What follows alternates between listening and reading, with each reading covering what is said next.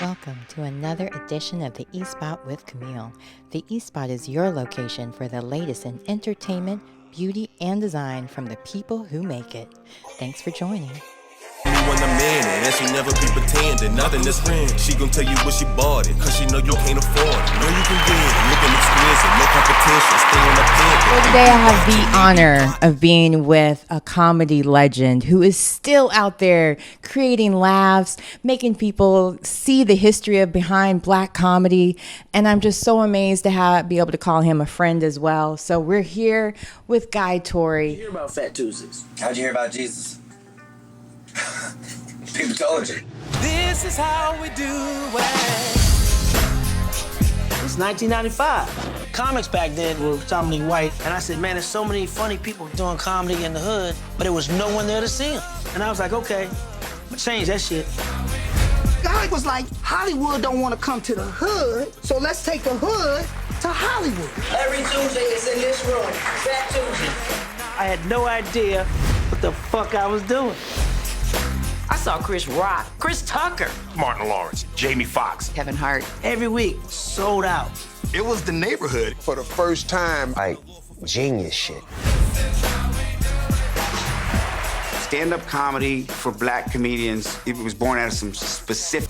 Now, we may have perfected it. I mean, yeah, we may snatch a purse, but we didn't steal a whole country and call it the United States. I had some fun here tonight.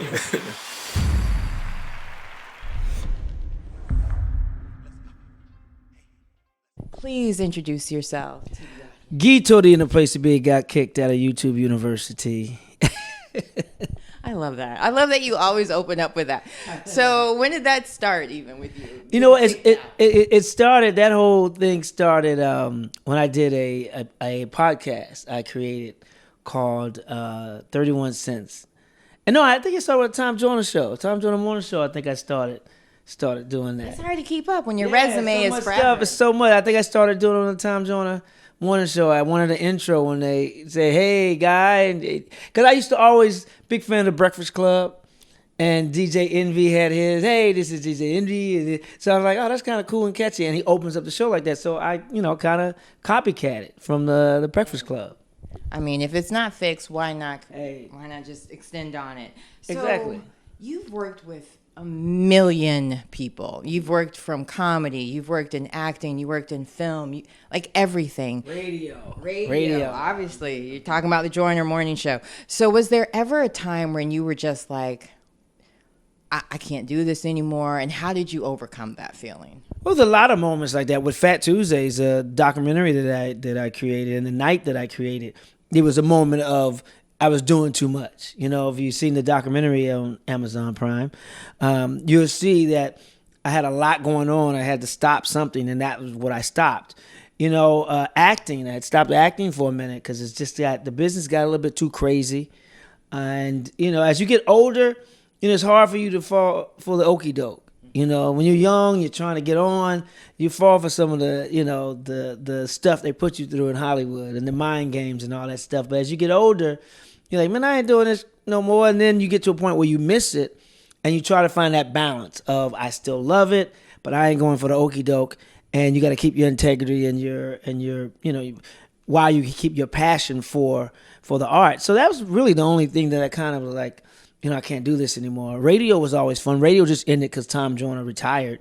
But if there's another opportunity that came up, I would probably do radio again. Radio was so much fun. It is a lot of fun. It's a consistent gig too. Every week. And that's why everybody has a podcast now, because it's kind of like radio. It's like, so it's a chance for you to talk and give your opinion on whatever's going on in the world or whatever's going on in your life. So it's good because of communication. So there's a lot of hot topics going around. And I have to mention, it would be amazing to hear your take on some of these things, because there's been a lot of comedians in the news. I'm not going to even go with the slap it's boring by now. But the slap is never boring. Tell more. Everybody's version of the slap is different. You know, it's like how they would. Of course, everybody would have said, you know, it wouldn't happen to them because that's the male ego. Well, I mean, you wouldn't expect it. Like, I don't think Chris Rock knew that Will Smith was coming to hit him. So. No. He surely didn't know. So it's not boring because it's fun to hear the different takes, the different points of view on it. I recently saw Marlon Wayans do his stand up, and his take on it was by far the best I've heard. Well, I don't want to spoil it for a special. Yeah, it's not out yet. So to look forward to. Yeah, so look for Marlon Wayans' special. He has the best take on the whole slap thing I've ever heard. So, but no, it's not. Yeah, I mean, it was wrong. Everybody was wrong, and I don't want to give mine because I'm doing mine on stage as well. But you know, it's that I'll give a little piece of it. It's that look. When a black woman gives you that look, yeah, you better do something. If you want to have dinner or maybe a little bit more, I definitely would understand that. Now, so in your Phat Tuesday special, a certain comedian, he says that you're like his godfather. And since he's become a father to like 11 children, do you ever say, hey, it's time to stop? Like, I'm tired of being godfather? No, hey, look, Nick Cannon is being fruitful and multiplying. That's what God put us on this earth to do, and he's taking care of all of his kids. So, you know, it's his prerogative. If he wants to have 100 kids, why not? Didn't Abraham have a whole bunch of kids? Abraham had a whole bunch of kids. I mean, times are different. We have inflation. Hey, he's a mogul. He's good. As long as he's taking care of all his kids, I don't see why anybody has anything to say about how many kids a man or woman should have. Well, I think one thing that I've been hearing a lot of, it's hard to devote that much time because he does have so many moguls and businesses. And how do you be not an unfit father in that situation? Well, I mean, it's going to have to happen. I mean, it's better than, you know, a little time than none at all. There's some people out there who have one kid and they ain't devoting a lot of time to it, or any time, or not in that kid's life. So, you know, shout out to Nick for juggling everything. And I'm sure he has strong, you know, the moms are strong. They can handle it and fill in the blanks. Women are tough, especially women of color. They're tough. Y'all can handle it. That's true. Not that that's an excuse not to be present. You know, women don't want to handle it on by themselves, but they can. Yeah, it's definitely easier with a partner, I would say. But now, has there been any other topics that aren't in your special that you do kind of like, dang, I wish I could talk about this on the radio? Has there been anything else that's... I talk about it on stage, so, you know, it's so much. Sometimes it's hard to fit it all in within, you know, getting the hot topics that people want to hear, you know, that you want to talk about, but also you want to get into jokes you wrote too, the other jokes you wrote. So it's you got to find that balance, you know, of what the funniest ones and what you have a good point of view on. Yeah. So to flip the script a little, because you were great in a lot of the films and TV shows you've worked in, and it's been a while since we've seen you in any acting. What for you, was there ever a time, even with that, where people just kind of wanted to pigeonhole you or try to get you to do things that you didn't want to do in acting or filming? Because, you know, there's that whole standard of like, to be a black man, you have to dress like a woman, you have to do all these different things, like Martin Lawrence we're at Big Mama's house, or, you know, Joanna Man. And so like, has anybody approached you about some of these films that... Well, I mean, pigeonhole is something that I've never been done. I've never been pigeonholed other than, you know, I mean, I've done enough stuff to where you see my range, from American History X to the movie TRIPPIN to the movie Life to, you know, sitcoms, playing a cop, a janitor, or a 1 hour series playing a detective. So I've never been pigeonholed other than being, you know, black. But as far as the whole dress thing, you know, a lot of these guys choose to put it on, meaning that Martin wanted to play his mom. Martin wanted to play, you know, Shanae, a character that he knew, or like his sister. And you know, when it's done like that, it's not, I don't see a problem with it. You know, it's not in my wheelhouse. I'm not good at it. I wish I was a good enough actor to pull it off. I just can't. You know, Tyler Perry wanted to play, you know, my dear. But when it's given to you and say, here, you're going to do this and you do this, that's a different element if you don't want to do it. If it's something you want to do, cool. But if it's something that you're fighting hard against to do and someone's trying to push it on you, that's why I have a problem with it. Okay. You know, because, I mean, you look at Flip Wilson was, like, you know, from back in the day, he's kind of one of the first to kind of do it as African-American. and it's something he chose to do. It's not something that they made him do. Right. So that's the difference in when you talk about putting on dresses and things like that.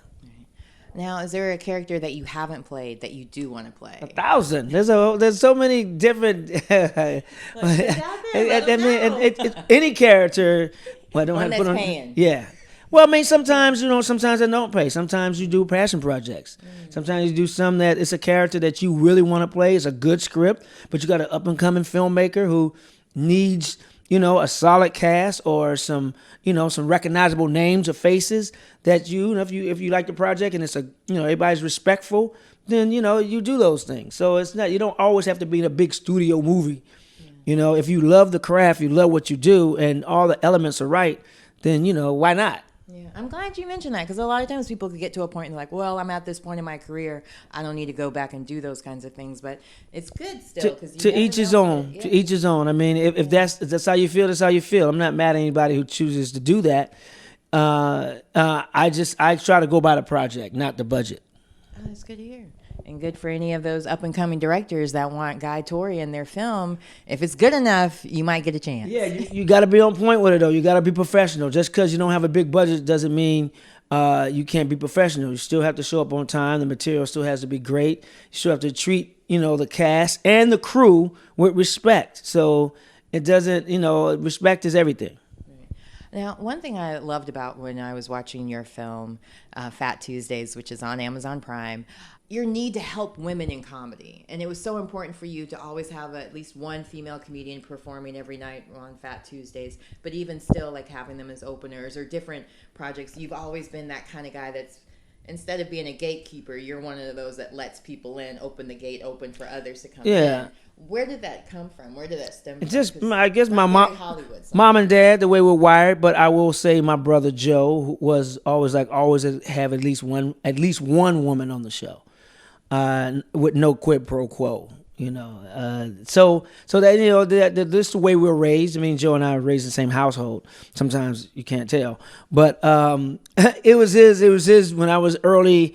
In the early stages of stand up and doing Phat Tuesdays, it was him saying that, to do that. But it's just the way we're wired. We weren't wired to exclude anybody. My mom was a strong, black woman who had to raise us on her own when my dad was deployed overseas, fighting in, the wars and overseas and everything. So, we come from a strong, all my sisters are strong. I have 3 sisters. They're very strong and independent black women.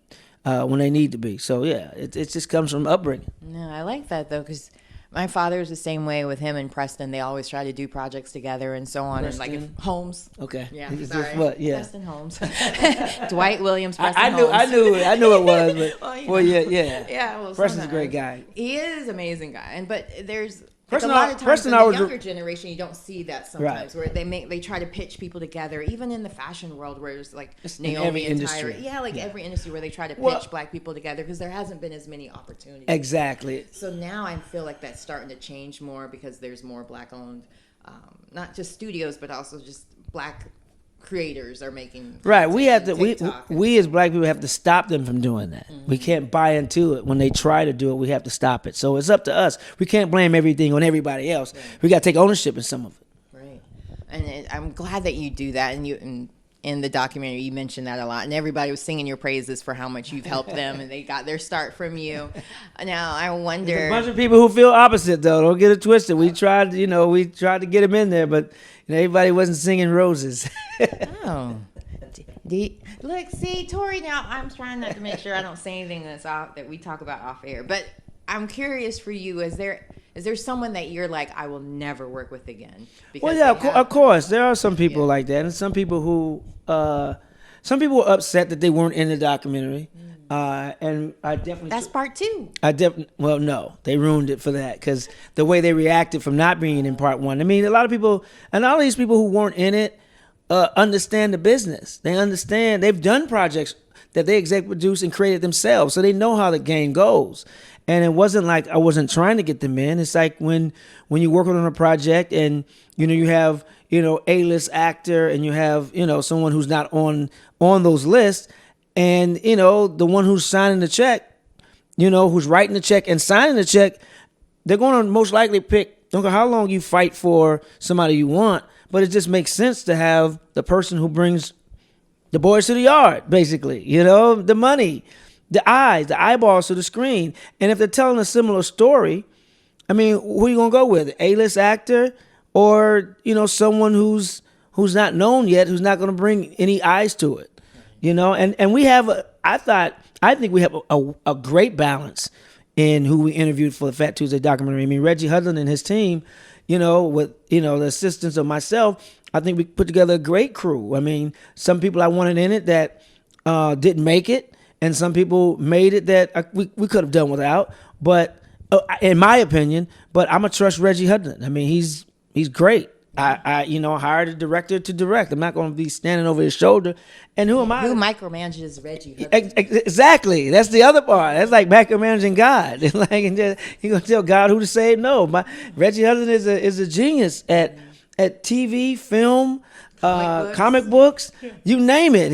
Everything he touches is gold. So, who's ever in it was supposed to be in it. I prayed on it too. And I ain't gonna front. I'm a Christian guy, so everybody who was in the documentary was supposed to be in the documentary. If they weren't in the documentary, then they weren't supposed to be in it, because I prayed for God to put in it who He felt should be in it.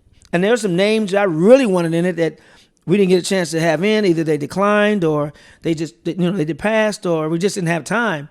So it happens. But the project is still a really, really great project, and there's more to come. And that's what kills me about the people who got mad and had some words for me that weren't in the first one. Like, this is not just the only project. This Phat Tuesday project is a brand, and it's gonna be Obese Tuesdays in a minute, because there's so many other things coming from it. And they're like, come on. I'm like, you know the business. You've been in the business just as long as I have, and you're crying about, one guy was crying saying that I didn't ask him to be in it when I did ask him to be in it, and he declined. And then when it came out and it got all the praise, he's like, "Oh, you didn't ask me." No, that's on you. Mm-hmm. I got receipts. You're like, I'll send you back the screenshots. Yeah, I got receipts of me asking you, and you decided to do something else that day. That has nothing to do with your career. So that was on that brother. For sure. I mean, that was a great missed opportunity, but I'm excited that there's more to come. So is there anything you can share? No, I mean, just in general, is there anything you can share that's coming up that we can be excited that we can see, in case you're not coming to some of these people's cities, they can see you somewhere else? Yeah, I mean, there's working on my comedy special. Been working on that for years. I finally feel like I have something to say. I don't want to do a special just to be on TV to telling jokes. I want to have something to say. There's the book. There's a lot of stories we didn't get to in the Phat Tuesday documentary, and a lot of people we didn't get to talk to. So there's the book, and there's a podcast that we're creating as well. So it's going to be a lot of offsprings from the whole Phat Tuesday franchise. So you're pulling a Nick Cannon with your projects. Okay. Why not? Why not? I mean, they're just as expensive and just as loving, I'm sure. I'm glad that you're doing all these great things and you're helping so many different people. But who was the biggest person that you felt like that helped you get in the door, or helped you get that next leap with going from comedy, going to film? Well, you started writing in comedy with Martin. Right. Well, I mean, my brother was always be the inspiration. He was the one that really did stand up and entertainment first in the family. So he was definitely the one that inspired me to do stand-up. And then once I got into stand-up and I saw all the other avenues, then it was like, okay, I want to do this. Okay, I want to do that. And in Hollywood, you kind of got to do that. Doing a stand-up, some people may get tired of that flavor. So you got to, I tell young entertainers all the time, you got to learn it all. Learn acting, learn stand-up. You can sing, dance. That's how it was back in the day anyway. Try to do it all, write, produce, direct, because you'll always have yourself a check. And Martin told me that when I was a PA on the Martin show. Martin was the one who encouraged me to write. He said, learn how to write. He said, because you can always write yourself into a project. And that was, some great advice. And end up writing it, co-writing an episode of Martin and doing joke punch-up on the show. Joke punch-up is when they get a script and they want you to read it through and, make a better joke than what may have been written, or, say, oh, no, that works. So I was doing that for the Martin show and Moesha and some other sitcoms. So, it's It's you got to be like a pack of zebra gum. I don't know if y'all remember. I don't know if she'll make that gum, zebra nut gum. Yeah, They have the different stripes flavors. gums? Yeah. I remember But that. you had your grape, you had your strawberry, you had your lasts like lemon. 2 seconds. Yeah. And, but you had all these different flavors, and that's how you got to be in Hollywood. You know, when they get tired of one, you got to have a new flavor. You get tired of that one, have a new flavor. So always be creating, always do different things. That's why social media is so great for this generation and even my generation, because now you can write, produce, edit, and star in your own joint. There's no excuses anymore. I don't live in LA. I don't live in New York. You don't have to now. You can live in Tupelo, Mississippi. Or Cary, North Carolina. Cary, North Carolina, and do your own thing. And somebody will see it. And someone told me about, and Phat Tuesdays, it was a gift from God, and, it was an assignment. And they said, well, when you do something, when you work hard, and you do something from the heart, God will meet you there. So if you do stuff unselfishly, and you really are passionate about what you're doing, and you're doing it the right way, God gonna meet you there. You ain't gotta worry, you ain't gotta stress or worry about it. It's gonna get seen. It's gonna get done. I knew the Phat Tuesdays documentary would get done. I worked on it for 13 years, 9 years underground. So I always saw it being done. I didn't know when, but I kept at it, and I kept believing in it, and we got it done. Now, I think you would be great as doing like a game show host or something like that, or even seeing you on Saturday Night Live doing different skits and anything. Is there any plans to do anything like that coming up? I've had auditions back in the day for Saturday Night Live, and I just turned them down. I don't think I'm good at sketch comedy, that sort of thing. And that particular show, that legendary show, there's so many levels to that show. I'm not sure if I'm ready for that level of thing, but sketches, I am planning on doing my own style of sketches and things like that. But yeah, it's like game show host would be fun, and we'll see what's in the works. All right, you heard it here first. All right, so is there anything else that you want to share with the people? Of course, they need to know to look at your show on Amazon Prime, but to also go to your website to find out everywhere you're touring in America, USA. Yeah. But is there anything else? Stay tuned. My website is actually under construction right now, revamping it, redoing it. Follow me on social media at Guy Torry, GUYTORRY, and just keep supporting entertainment. Keep supporting the arts. We need y'all. Not just comedians, but these social media artists, the singers, producers, writers, directors, and those of you who want to get in the field, work as hard as you can. If that's your passion, if that's your calling, then sacrifice and do it. Research it, but give your all to it. It's going to take a lot of sacrifices, and just put your heart into it. Thank you so much. Thanks for tuning in to the E-Spot with Camille. And, of course, checking out my boy, Torry, in the place to be. Dropped out of YouTube University. I've been kicked out of a whole bunch of universities. I was kicked out of Trump University. I was kicked out of, a whole bunch of universities. Look, that closed. That was a good thing. Yeah. Oh, yeah. No competition, stay on the pivot. They be watching, they be plotting. She's so motherfucking independent. Mama be big, got on her grind. She had to get out her mama house. Daddy be tripping, now she be whipping. Ain't no more on granny couch. Fashion over, got that ass looking different. Make me wanna put her all in my mentions. Feeling like she was sent from above. Got me asking the Lord for forgiveness.